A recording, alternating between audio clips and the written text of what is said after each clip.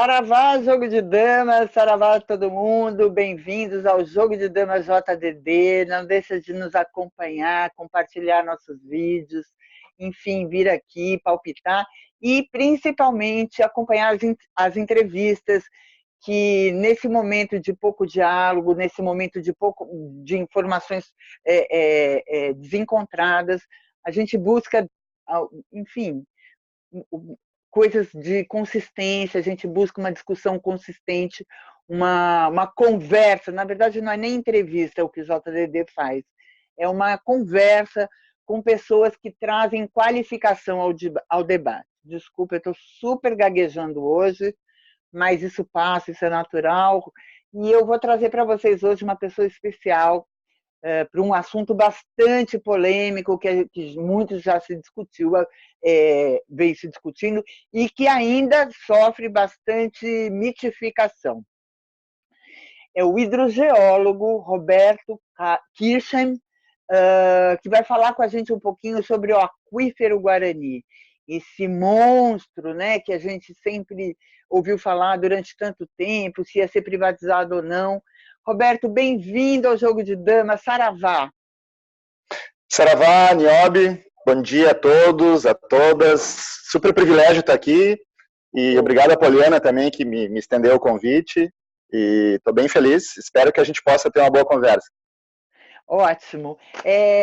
Roberto, para a gente posicionar, da onde você veio? Qual é o seu trabalho em relação ao aquífero? Como é que você chegou aonde você chegou, tudo que você fez em nome do aquífero Guarani? Conta para a gente um pouco. Eu nasci dentro da área geográfica do aquífero, né? Eu nasci em Palmitos, no oeste catarinense, que é uma área que para o aquífero é bem importante, mas isso é um detalhe.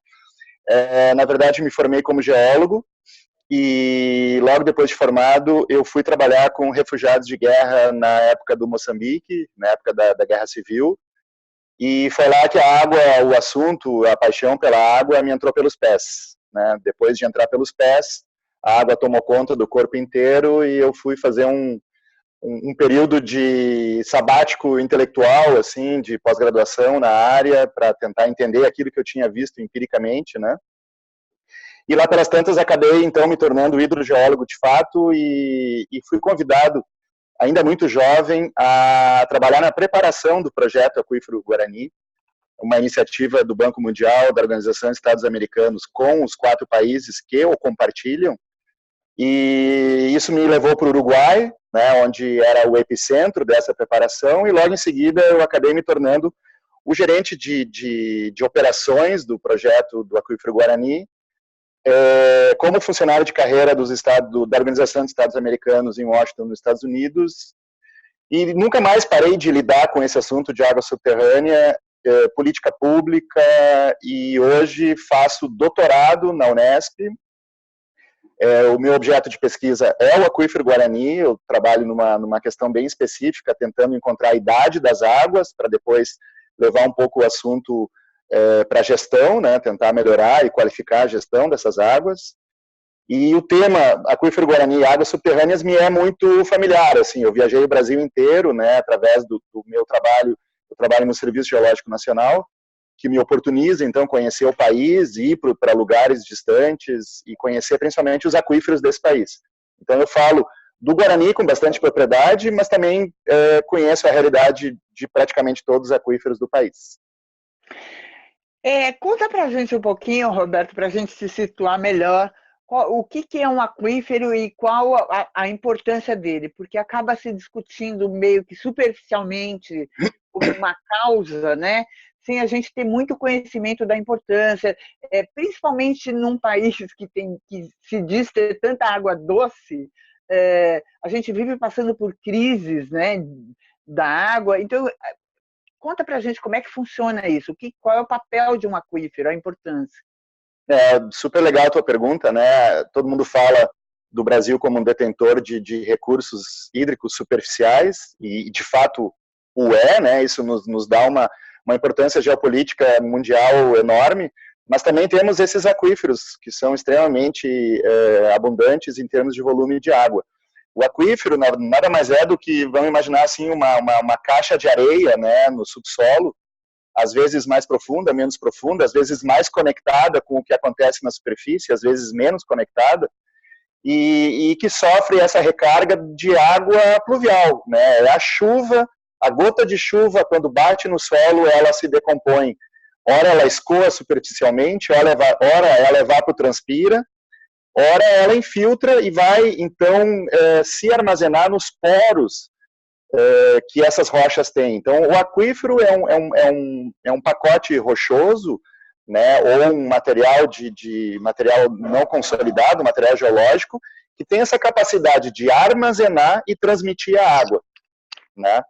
E justamente é uma água que, então, ela está em fluxo, é um fluxo muito lento, então aquela ideia de um rio subterrâneo raramente acontece, a não ser em ocasiões muito específicas, quando a gente está falando de rocha calcária, né, de água migrando em cavernas, então ela vai se comportar como um rio, vai ter um fluxo super rápido, né, mas na água subterrânea, no aquífero, não é o que acontece.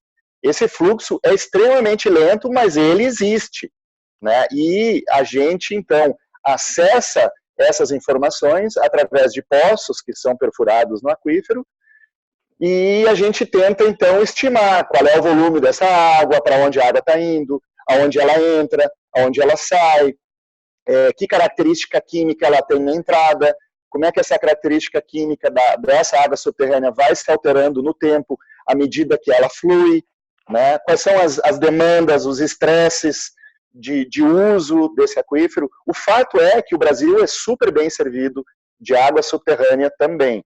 Obviamente, essa distribuição não é homogênea no país inteiro, assim como não é no mundo inteiro.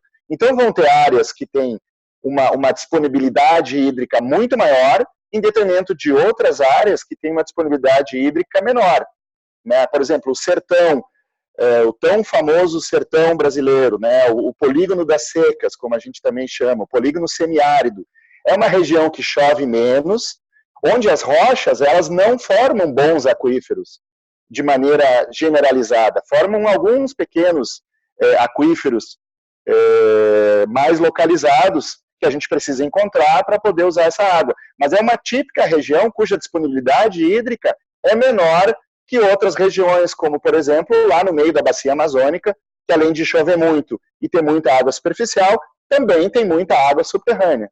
Então, essas diferenças são importantes, né?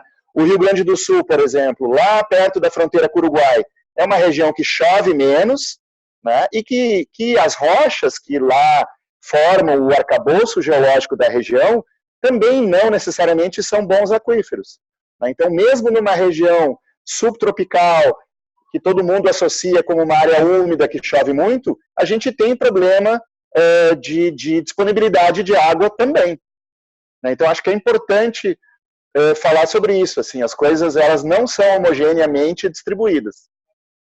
Uhum. Agora, como é que se pode utilizar essas águas? Porque a gente sabe que a urbanização, enfim, né, a industrialização acabou contaminando o solo. Esse é um dos grandes problemas que os aquíferos enfrentam, né? A expansão da industrialização, da urbanização, que é da natureza crescerem as populações. Como é que isso pode afetar um aquífero? Sim, a pergunta é para a utilização, né? Que eu digo, para a utilização dessa água, para essa água ter uma função. Claro, claro. À medida que as águas superficiais também vão ficando cada vez mais contaminadas, né? E a gente vai alterando a dinâmica dos rios, há uma crescente busca pela água subterrânea, né? Porque ela tem algumas particularidades, ela está mais protegida da contaminação, né? Porque tu tem normalmente um pacote de rocha em cima, ela não sofre os efeitos da estiagem. Um rio, por exemplo, ele tem uma enchente, ele tem um pulso de enchente, ele tem um período de estiagem, né? Muitas vezes, em alguns rios, essa estiagem leva o rio a praticamente secar. Um aquífero, ele está muito mais protegido em relação à contaminação que acontece na superfície e essas flutuações sazonais de estiagem e enchente. Então, ele está mais regularizado, certo? E então, claro, ele é de fácil acesso a partir de perfurações, né? E à medida que as cidades vão crescendo, a industrialização vai acontecendo, e principalmente a falta de fiscalização em relação à disposição de resíduos, o uso de agrotóxicos, a falta de controle da disposição dos recipientes onde esses agrotóxicos estavam, enfim, isso também leva a uma situação de contaminação dos aquíferos. A diferença é que o aquífero, quando ele é contaminado, a sua remediação é extremamente onerosa, extremamente cara. Então, a gente parte de um princípio de tentar evitar essa contaminação. E a política pública brasileira, ela aponta muito para isso. A gente até pode discutir o quanto isso é efetivo ou não, mas essa noção de precaução, ela está implícita no nosso arcabouço legal. Casos de contaminação no Brasil são muito conhecidos, né? Na região metropolitana de São Paulo, tem vários locais onde a água subterrânea está extremamente contaminada. Em algumas cidades, a falta de saneamento, né? Veja bem que o problema de saneamento no Brasil é um problema extremamente complicado e grave, e ele é causador de contaminação de água subterrânea também, né? Então, em regiões onde não há saneamento, há uma tendência do aquífero se contaminar por nitrato, por exemplo. Então, existem casos no Brasil de cidades onde a água subterrânea é inaceitável por conta da contaminação de nitrato. O problema dos pesticidas, agrotóxicos, de maneira genérica, colocando o termo, de todos os insumos químicos que a gente utiliza no nosso modelo agrícola, tem esse caráter também, A gente está vendo e está percebendo traços de agrotóxicos em vários pontos de monitoramento no Brasil inteiro. Então, isso mostra que, esse composto químico está chegando lá na água subterrânea, ainda em concentrações pequenas, e a gente tem que realmente se preocupar muito com isso, para que isso não se torne um efeito cumulativo, uma bomba relógio que nos impeça de utilizar essa água, que ela é importante hoje e vai ser importante amanhã também. Eu estou anotando aqui algumas questões que eu acho super importante da sua fala, Uma delas é que o arcabouço legal prevê, a manutenção, enfim, a descontaminação dessa água subterrânea, que você disse que é muito oneroso, que é um trabalho mais oneroso do que descontaminação de águas superficiais. A gente está numa fase do país, enfim, que arcabouço legal acabou virando meio que uma piada. A gente sabe que tudo depende de interesses, de grandes corporações. Como é que se lida com isso, se isso acontece, se isso é uma realidade, se existe, enfim, uma proteção realmente às leis que protegeriam essa água? A pergunta vai e põe o dedo direto na ferida,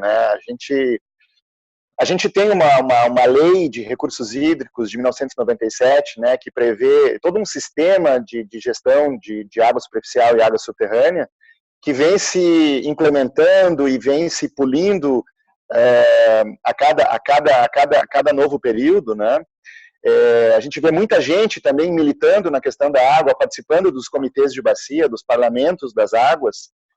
E existem casos extremamente bem-sucedidos, Existem casos também onde isso não é onde os resultados não têm sido muito satisfatórios e onde essa apropriação indevida do recurso, ela de fato vem sendo realizada à mercê de um arcabouço legal que é sério e que foi bem pensado, E que tem muita gente séria também trabalhando para que dê certo.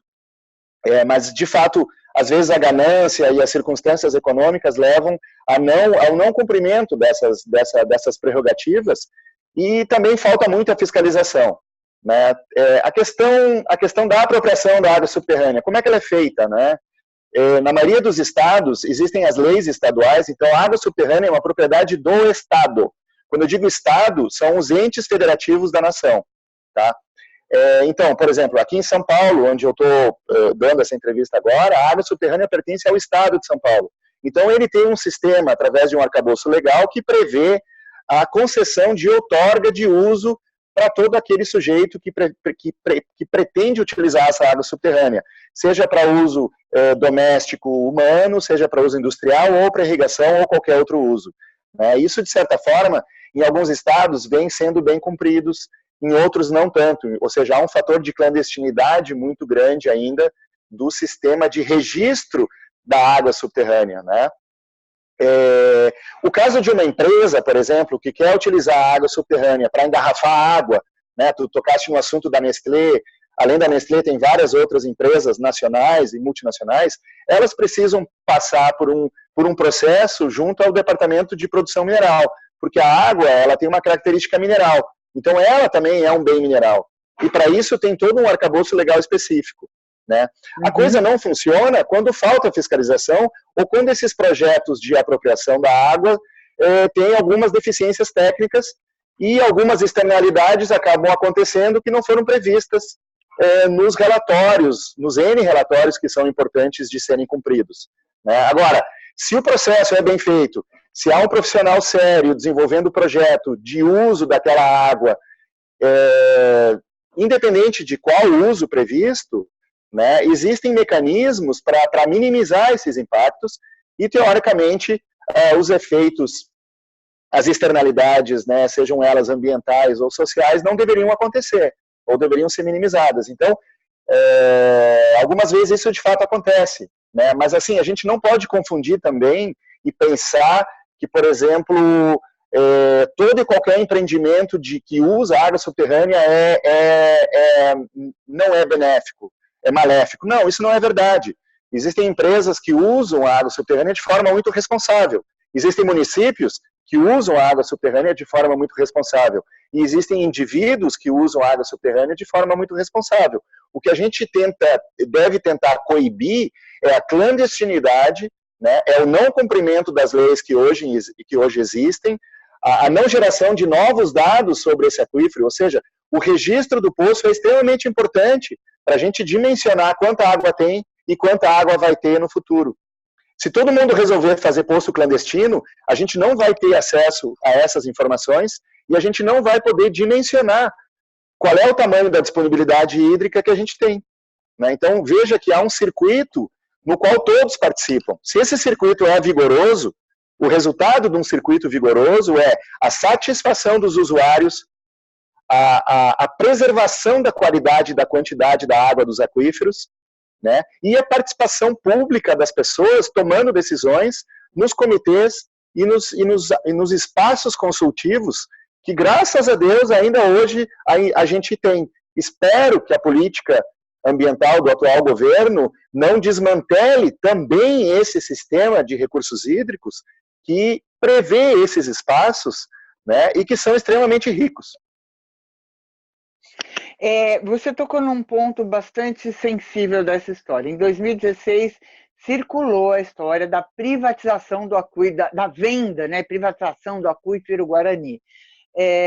Depois, em 17 e 18, essa história voltou de novo com força total. Eu queria que você explicasse exatamente o que parece que isso foi gerado, aqui eu estou lendo, em 17 e 18 o boato voltou a circular por conta da apresentação de um projeto de lei do senador Tasso Gereissati. O que é esse projeto de lei e o que isso proporcionou esse boato de que estaria sendo privatizado? Enfim, eu mesma me engajei na luta. Certo.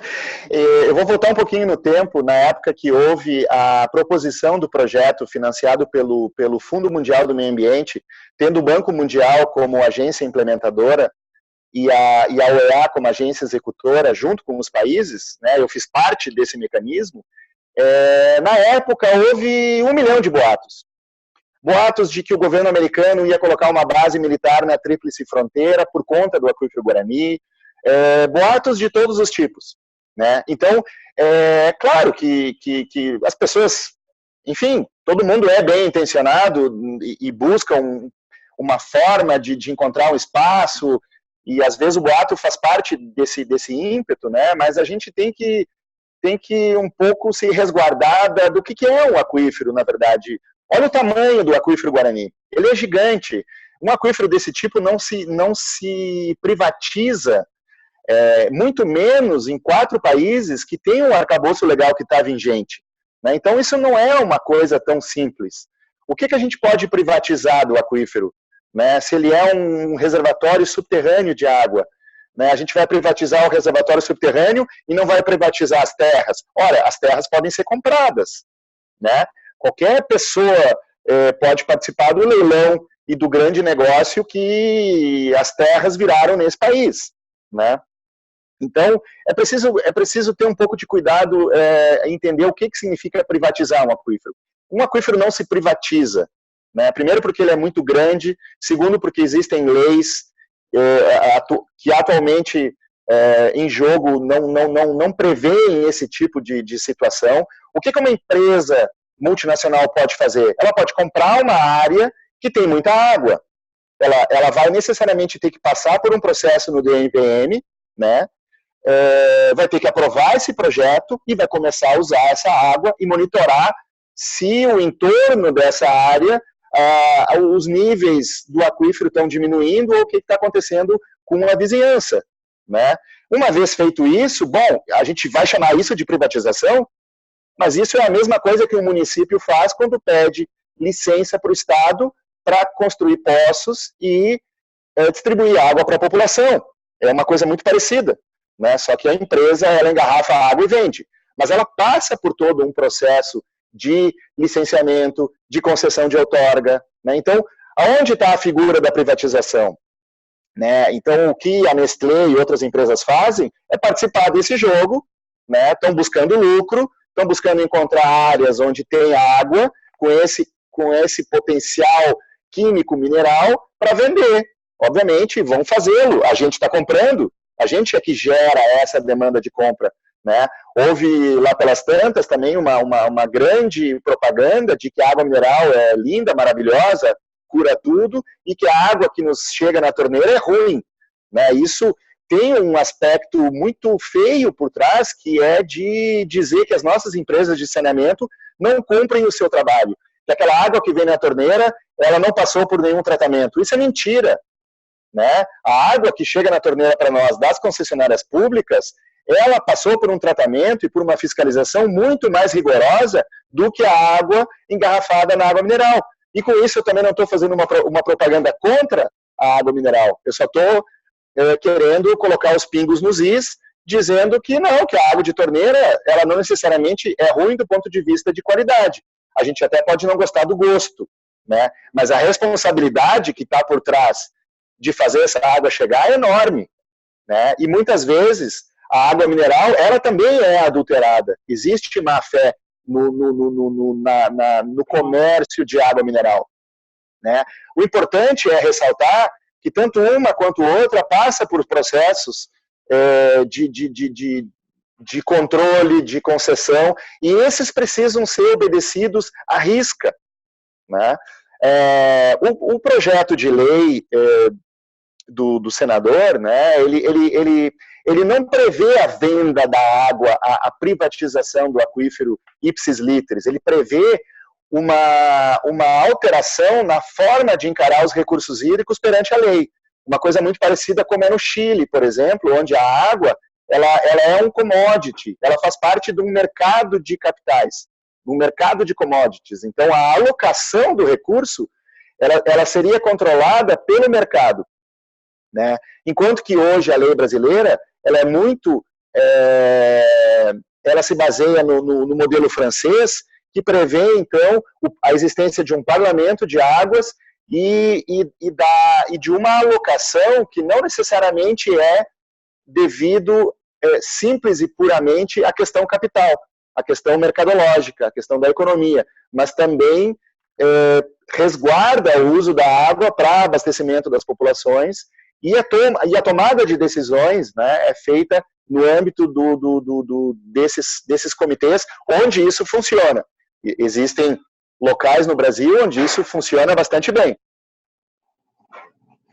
Roberto, pelo que você está me dizendo, a conclusão que eu chego é que, como em todo grande problema dos bens, né, das riquezas, o funil é ali na fiscalização, né? É ali que a coisa afunila e que a coisa pode degringolar. Lembro do meu filho e de várias crianças já há algum tempo falando que daqui a 50 anos a gente não ia ter mais água. Eu lembro dele escovando dente no copinho, quando ele era pequeno, tal, e isso tinha um sentido bonitinho até. Mas, assim, claro que é importante essa educação desde pequeno, mas, como repito, o funil é na fiscalização, continua sendo na fiscalização, porque a lei é bonita, o meu pai também é procurador de Estado, ele sempre fala, a lei é perfeita, o problema é na hora de fiscalizar o uso da lei, a aplicação da lei, e que o país é enorme e realmente tem essa dificuldade. Quem fiscaliza o fiscal? Eu acho assim, sim, a fiscalização é um problema, mas a própria cultura da abundância, né, que se estabeleceu no país, de que a água é um recurso infinito e que a gente pode usar e abusar e usar de maneira indevida, isso são questões culturais muito enraizadas, que são difíceis de serem modificadas, né? Então a gente vê desperdício de água, não só nas nossas casas, mas também na agricultura há um grande desperdício, né? Não há um rigor no sentido de fazer um uso racional dessa água. Na indústria também, isso claro que tem bons exemplos e que esses segmentos eles estão tentando modificar essa cultura, às vezes até por uma imposição da questão financeira, porque eles estão vendo que isso está ficando cada vez mais caro, né? E na verdade a gente tem que buscar essa racionalidade, né? Então tem esse aspecto cultural que é muito importante, né? Que é difícil da gente mudar. Essa questão do saneamento, ela é extremamente complexa, né? Como é que pode que a gente tem esse déficit de saneamento tão grande e que tem cidades onde tem 0% de cobertura de saneamento, ou seja, a gente tem uma parcela de culpa em tudo isso, né? Porque a gente não exige o cumprimento das leis. Nós mesmos teríamos que fazer um verdadeiro motim, né? E dizer, não, agora basta, vamos tentar resolver isso da melhor maneira possível. E a fiscalização, claro, a gente está vendo, né, que, por exemplo, eu mencionei antes, né, que o arcabouço da água subterrânea, ele está dentro dos estados, né, e se a gente olha, então, por corpo técnico, institucional dentro dos estados, a gente vê, então, que são poucos técnicos, extremamente corajosos, extremamente talentosos, mas que não têm a estrutura para fazer a devida gestão, né? Não tem as condições adequadas para fazer a devida gestão. Então, na verdade, falta um pouco de interesse do ponto de vista da política pública de instrumentar os órgãos gestores a fazerem o seu trabalho, né? A poderem fazer essa fiscalização, o planejamento estratégico do uso das águas, né? Então, eu acho que tem um caminho aí a ser percorrido e a fiscalização, óbvio, né? Eu acho que a fiscalização ela é do órgão gestor, né, do ponto de vista da lei, mas ela é de todos nós, né? Então, acho que tem que ter uma cobrança generalizada partindo de cada indivíduo no sentido de cobrar quando enxerga que alguma coisa não está sendo bem feita e criar uma corrente positiva, um pacto pelo uso racional das águas, de proteção das nossas águas, assim como proteção a tudo que ainda é nosso, né? Infelizmente, a gente tem cada vez coisas, tudo entra na lógica do privado, né? Parece que é só o privado que funciona e o público não funciona. Eu sou funcionário público e defendo arduamente a instituição onde eu trabalho.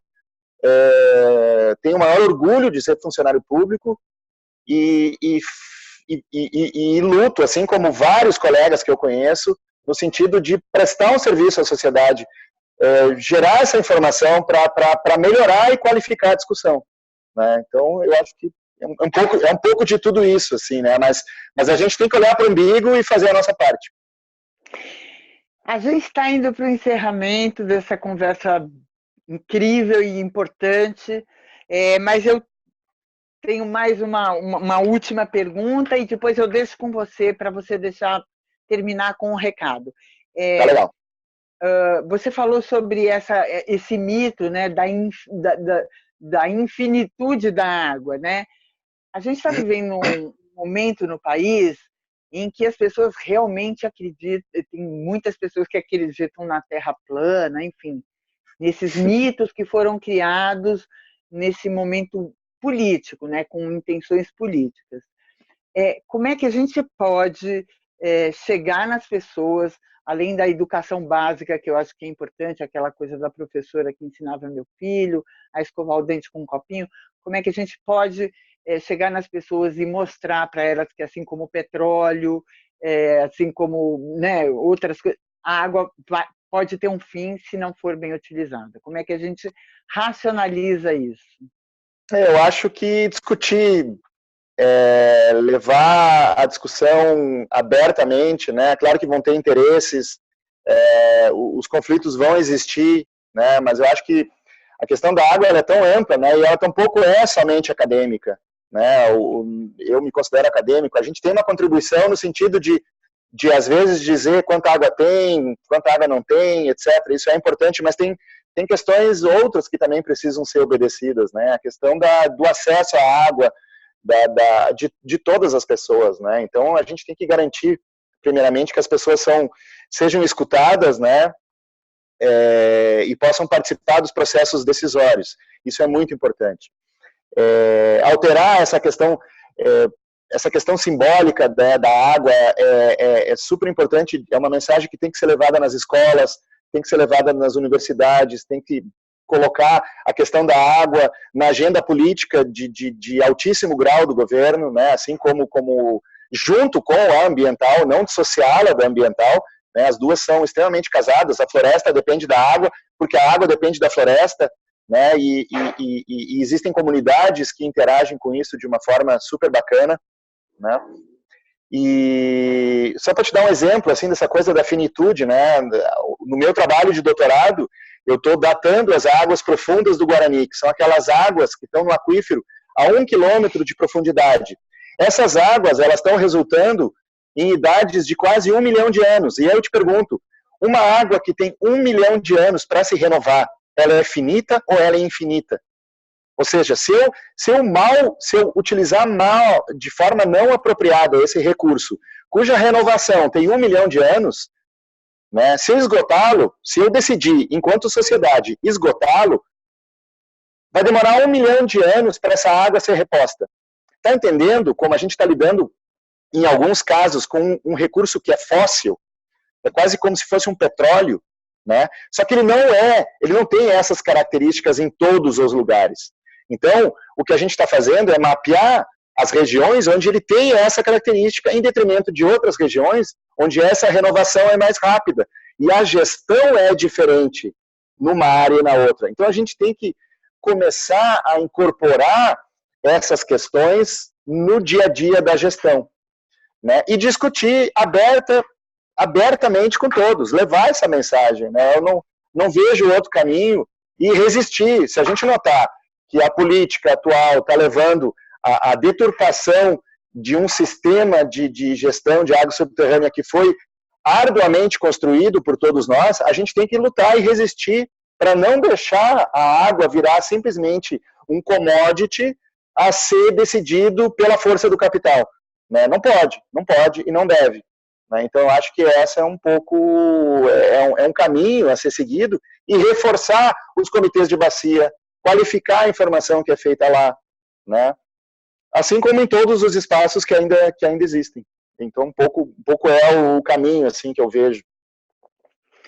Roberto, eu queria te agradecer muitíssimo. Esse programa é de uma importância ímpar mesmo. A gente teria ainda muito mais perguntas, mas eu acho que assim, a gente foi nos pontos que eu considero principais, não por importância, mas pelas dúvidas que geram na cabeça de nós leigos. Agradeço muitíssimo a tua participação. O Roberto Kirchmann é hidrogeólogo, especialista em águas subterrâneas e uma pessoa que trouxe uma contribuição incrível para esse modesto programa. Muito obrigada, saravá. As portas estão abertas quando você quiser voltar.